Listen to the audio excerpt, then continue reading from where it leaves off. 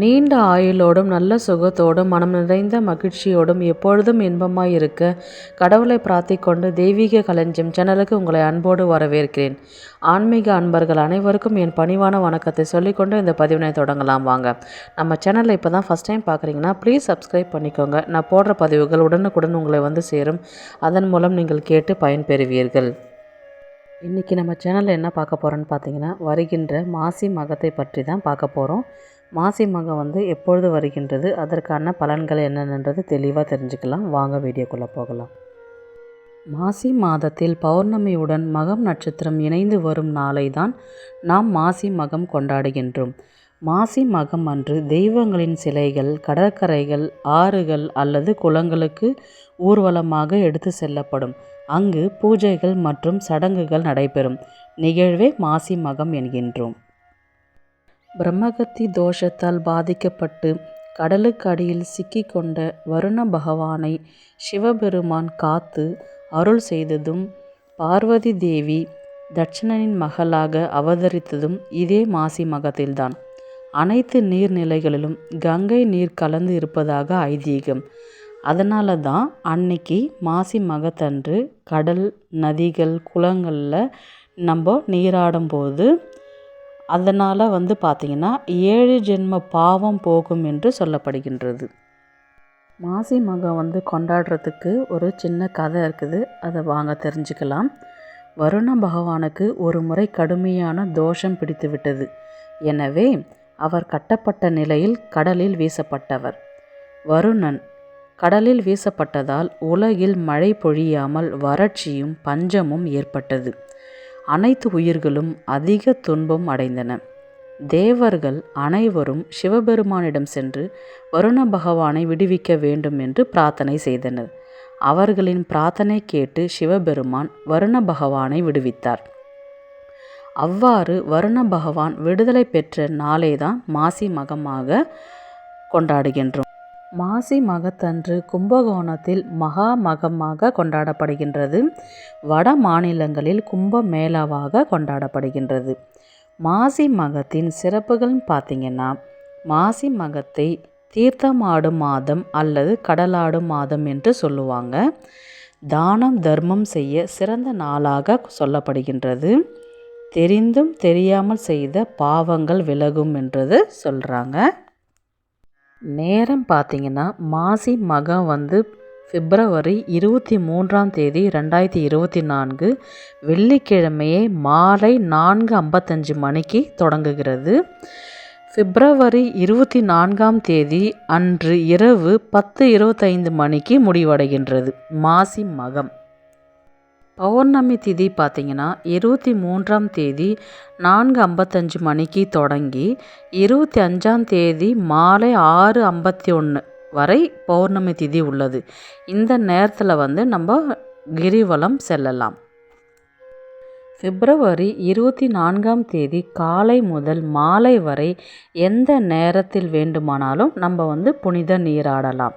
புனித நீராட முடியாதவர்கள் வீட்டிலே விரதமிருந்து சிவபெருமானை பார்வதி தேவியும் மனதார நினைத்து பிரார்த்தனை செய்யலாம். வீட்டிலே நீராடும் முறைன்னு பார்த்திங்கன்னா, புண்ணிய நதிகளில் நம்ம நீராடும் பொழுது ஒரே ஆடையை உடுத்தி நீராடக்கூடாது. இடுப்பில் பார்த்திங்கன்னா மற்றொரு ஆடையை உடுத்தி கொண்டு நீராட வேண்டும். அதற்கு முன்னர் பார்த்திங்கன்னா வடக்கு அல்லது கிழக்கு நோக்கி 3 முறை சிறிதளவு நீரை உள்ளங்கையில் எடுத்து தலையின் மீது தெளித்து கொள்ள வேண்டும். நைட்டில் நீராடக்கூடாது. புண்ணிய நதிகளில் பார்த்திங்கன்னா புனித நீராடுபவர்களுக்கு சிவபெருமானும் மகாவிஷ்ணுவும் பல்வேறு பலன்களை வழங்குவார்ன்றது ஐதீகம். இது பார்த்திங்கன்னா 3 முறை நீராடுவதற்கு நன்மைகள் உண்டு. முதல் முறை முழுங்கி எழும்போது பாவங்கள் விலகும் என்று சொல்கிறாங்க. 2வது முறை முழுகும்போது சொர்க்கப்பேறு கிடைக்கும். 3வது முறை முங்கி எழும்போது அவர் செய்த புண்ணியத்துக்கே ஈடே கிடையாது என்று சொல்லப்படுகின்றது. மாசி மகத்தன்று முன்னோர் வழிபாடு ரொம்பவே சிறந்ததுங்க. மக நட்சத்திரத்தை பித்ரு தேவ நட்சத்திரம் என்றும் அழைப்பார்கள். நதி, கடல், குளம், புண்ணிய தீர்த்தங்கள் போன்ற இடங்களில் தர்ப்பணம், பித்ரு கடன் செய்வது நன்மையை தரும். அமாவாசை அன்னைக்கு தர்ப்பணம் பண்ண முடியாதவங்க இந்த நாளில் பண்ணலாம், தப்பே எதுவும் இல்லை. அந்த முழு பலனும் அவங்கள சென்று சேரும்ன்றதை சொல்லுவாங்க. மாசி மகத்தன்று எந்த கடவுளை வணங்கணும்னு பார்த்திங்கன்னா, சிவன் பார்வதியோடு இருக்கிற ஃபோட்டோ அந்த மாதிரி இருக்கிறது தான் வணங்கணும். லிங்கம் வணங்கக்கூடாது. முருகன், அதுக்கப்புறம் பார்த்திங்கன்னா பெருமாள், சரஸ்வதி, நம்மளுடைய குலதெய்வம், அதுக்கப்புறம் பார்த்திங்கன்னா கேது பகவான், இவங்களை எல்லாருமே வணங்கலாம்.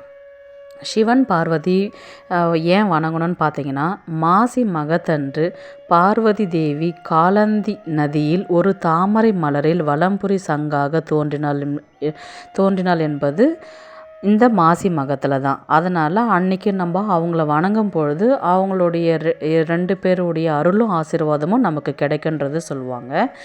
முருகன் பார்த்திங்கன்னா, ஆண் குழந்தை இல்லாதவங்க வேண்டுபவர்கள் இந்த நாளில் விரதம் இருந்து வழிபட்டால் நினைத்தது நிறைவேறும், அறியாமல் செய்த பாவம் விமோச்சனம் கிடைக்கும் என்பது நம்பிக்கை. முருகனை வழிபடும் போது, பெருமாளை வழிபடும் போது பார்த்திங்கன்னா, அதிகாலையில் எழுந்து நீராடி பக்தியுடன் துளசியை கொண்டு மகாவிஷ்ணுவை வழிபட்டு வந்தால் வைகுண்டத்தில் இடம் கிடைக்கும் என்பது நம்பிக்கை. அம்பிகையை குங்குமத்தால் அர்ச்சனை செய்து வழிபட வேண்டும். இதனால் பார்த்திங்கன்னா சகல வெற்றியும் நமக்கு கிடைக்குன்றது சொல்லுவாங்க. அதோட முக்கியமானது பார்த்திங்கன்னா, குலதெய்வ வழிபாடு ரொம்பவே விசேஷம். அன்றைக்கி அவங்கள மனசில் நினச்சிக்கிட்டு வீட்டில் தீபம் ஏற்றி வழிபடும் போது மகத்தான பலன்கள் கிடைக்கும். அதுக்கப்புறம் பார்த்திங்கன்னா கேது பகவான் சொல்லியிருந்தேன் இல்லைங்களா, கேது பகவான் பார்த்திங்கன்னா மகம் நட்சத்திரத்துக்கு அதிபதியானவர். இந்த நாளில் தான் நம்ம வழிபடும் போது அறிவாற்றல் சிறந்து விளங்குவாங்க. அன்றைக்கி நவகிரகத்துக்கு போயிட்டு நம்ம கேது பகவானுக்கு நம்ம தீபம் ஏற்றும் போது நம்மளுடைய பாவ கணக்கில் குறையிறதுக்கு இதுவும் ஒரு காரணன்றது சொல்லுவாங்க.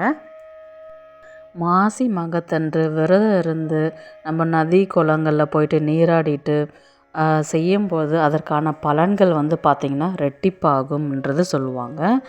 அன்றைக்கி பார்த்திங்கன்னா மகத்தன்று நாம் செய்யும் காரியம் அனைத்தும் 2 மடங்குக்குண்டான பலன்களை தரும்ன்றது சொல்லுவாங்க. நம்ம செய்யும் தர்மங்களால் தோஷம் அத்தனை நீங்குன்றது சொல்லுவாங்க.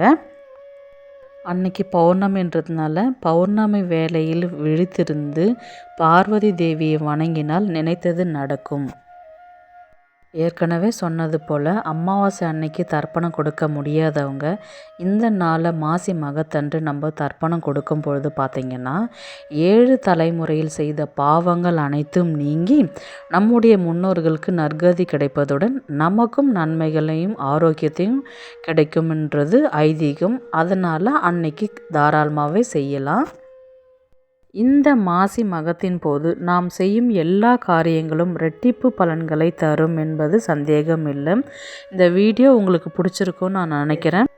அன்போடு அரவணைக்கவும் எனக்கு தெரியும், அகம்பாவத்தை வேரோடு அழிக்கவும் எனக்கு முடியும். நான் எவ்வாறு இருக்க வேண்டும் என்பதை உன் நடவடிக்கையே தீர்மானிக்கின்றது என்ற வரிகளோடு இந்த பதிவை நிறைவு செய்து கொள்கிறேன். உங்களிடமிருந்து விடைபெறுவது உங்கள் புனிதவதி.